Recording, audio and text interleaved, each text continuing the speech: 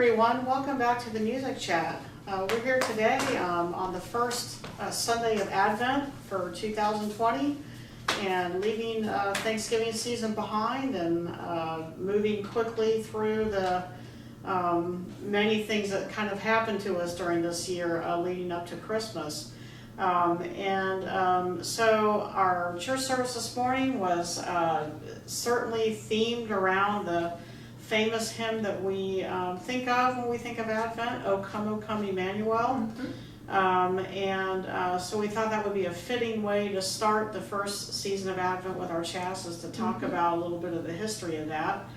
And this is sort of up Barbara's alley as a vocalist and singing in choirs and many opportunities that you had over the years to sing pieces from these time periods where we're dealing with very ancient texts and melodies. And so I'm going to let Barbara tell you a little bit about the history that we found out about O Come.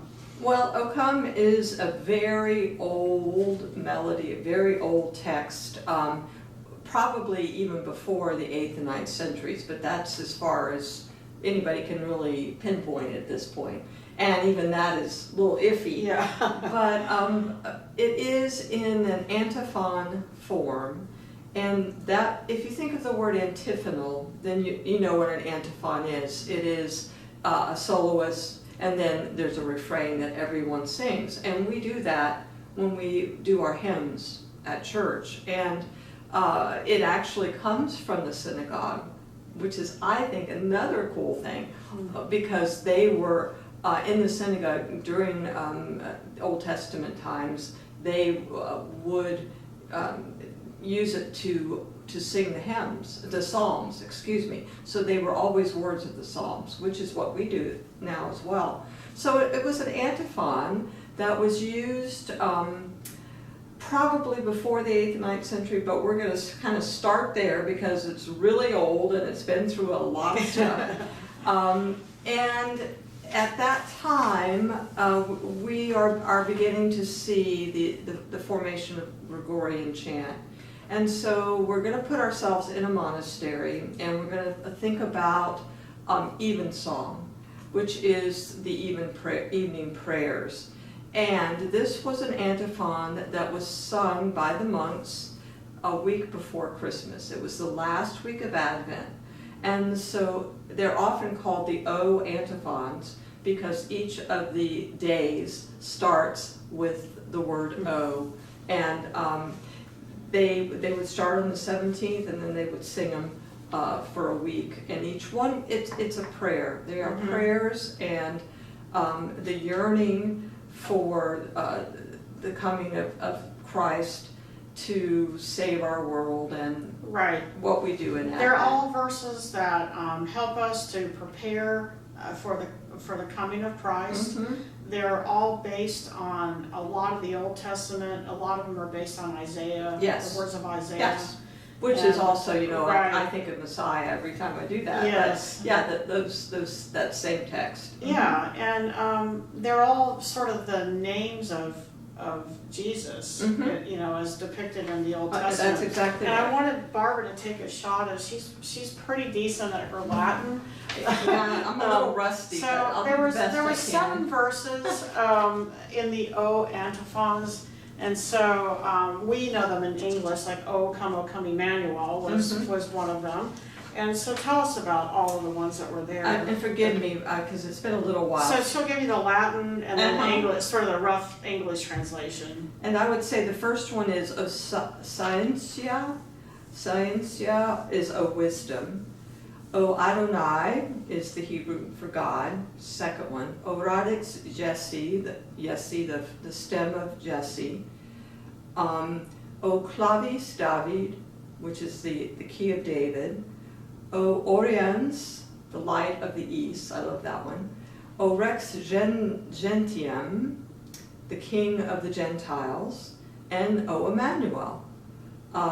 So the first letters of each name spell Sarkore. And backwards, now this is getting real, like, somebody really did a lot of research on this. Backwards, it's arrow cross. That's 2 words. That's right. Yeah. Tomorrow I come, or also tomorrow I shall be. So there are scholars who feel like these are sung in a certain order to declare that message. Some people don't think that's true at all, because sometimes they're sung in a different order, but a lot of people do feel like it is. Right, and the case for it, for that being legitimate is that apparently poets in this time period, writers in this time period, like to put riddles inside the words, and acrostics, those kinds of things, and so it was a common practice to do that. And if it's a true thing, it's it's interesting, isn't it? It's a kind of a great way to think about it. Yeah. Okay, so we have the monks in the monasteries singing these antiphons for evensong the week before Christmas, the end of Advent. But again, we don't know what tune they're singing. No, we don't. They're singing some kind of plain chant. That's right. That we've lost, most likely. Yes. So now we're going to move to England, which we have done so often, in the 1800s, the early 1800s, and we find the Oxford movement again. We've talked about this many times. The Oxford movement among the Anglican Church in England was a movement that was started with the scholars at Oxford. And they were kind of thinking that the Anglican Church needed to be classed up a little bit. They wanted to go back to some of the liturgy from the Catholic Church. Now remember, when the Anglican Church split from the Catholic Church, they didn't want anything to do with the Catholic traditions. But now these scholars in the 1800s from Oxford were kind of pushing that we go back to some of the traditional liturgy. Yeah, and of course this kind of thing, plain song and chant and liturgy all give a sort of a structure. Sure. And so I think that these scholars felt that had value. Yes. That not everything in the Catholic service should be tossed out the door. They went back to value. Right. Yeah. I agree with that. And so there was a gentleman, Thomas, no, I'm so sorry, it's Neil. What was his first name? Thomas. Was it Thomas? Thomas? No, I'm sorry. John Mason Neal. John Mason Neal is the writer guy.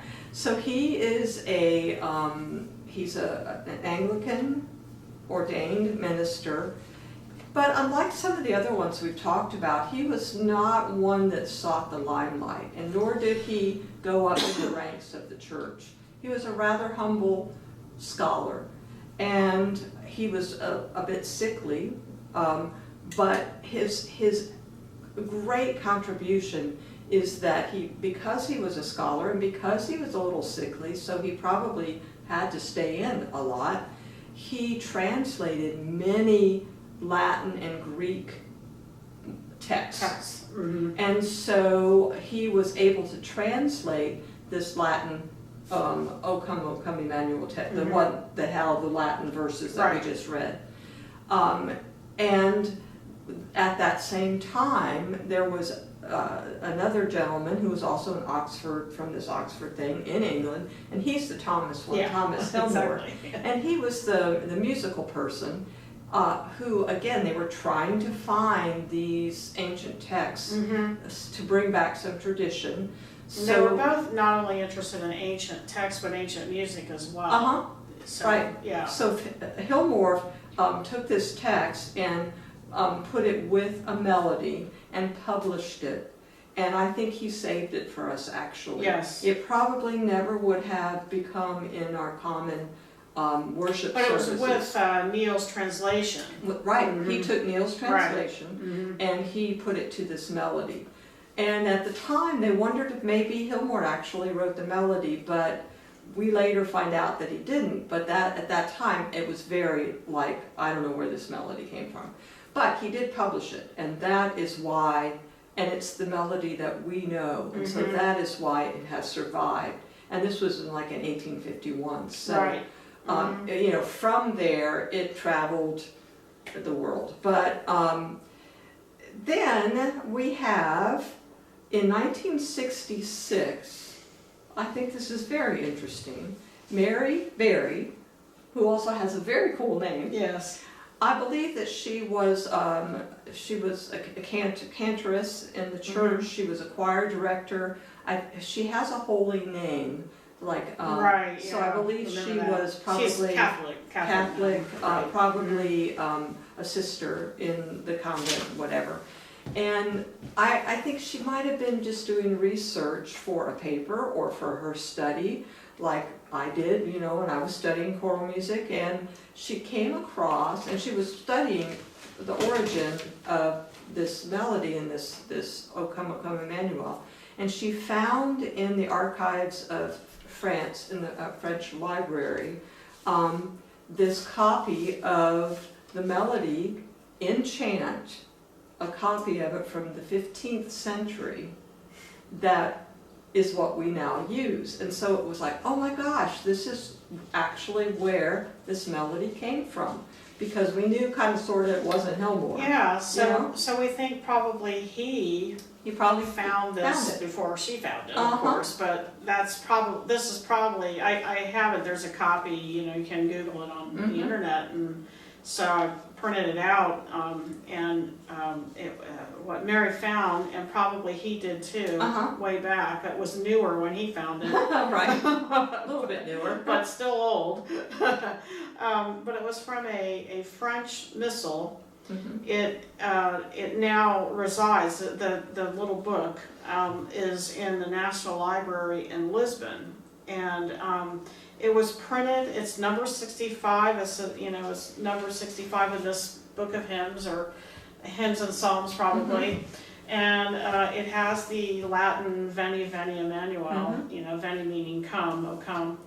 And so it's a great little you know, It's written sample. in chant form. It's chant. Mhm. And we were looking at it before we started the chat, and to try to, you know, kind of put the mysteries of the ancient manuscript sort of in order. And what we find is we've talked about this before with some of the older hymns, how music notation was developing through the centuries into what it is today. And so this is a 4-line music staff rather than 5. And it's still done with tablature, you know, like their square notes that sit on the staff and the lines and spaces. And they do have, like, and hopefully Pastor Jeff has this up so you can follow along with what I'm saying, but you'll see little slur marks, like if you go to the word Emmanuel in the first line of the hymn, you see the slur mark just showing for the singer to interpret that as there's 3 notes in Emmanuel, so there's 3 notes in the man syllable. So the singer knows what to do with that little slur mark there.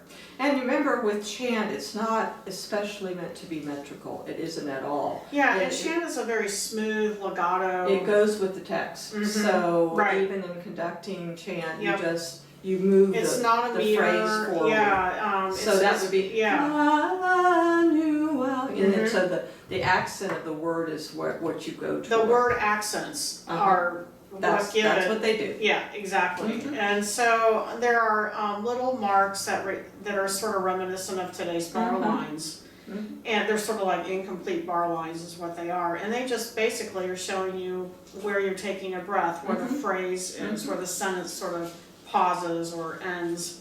And so that's in there. But whatever happens in between is just, like you say, it just follows, you just sing it how it comes out. Yeah.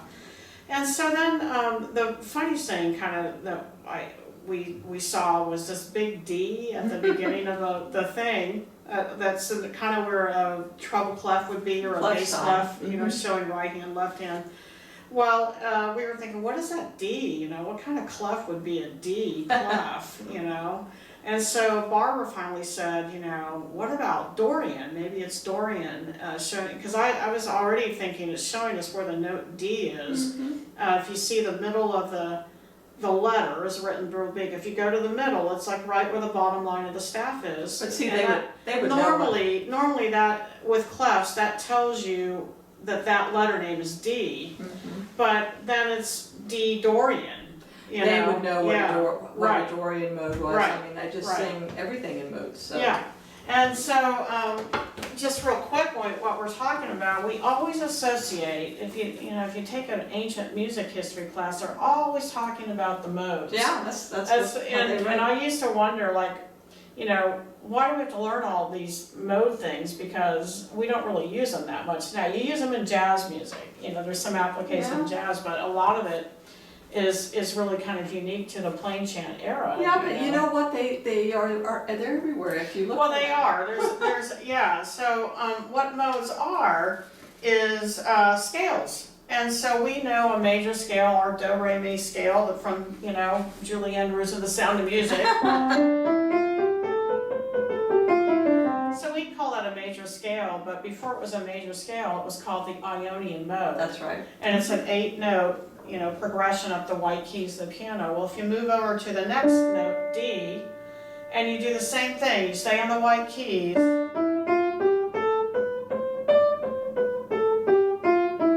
it doesn't sound like the Ionian scale anymore. Now it's the Dorian mode. And so what we think this manuscript is that we're looking at, we think it starts and stays. It starts on the note D and it stays in D Dorian. It starts on the D Dorian note and it moves along, and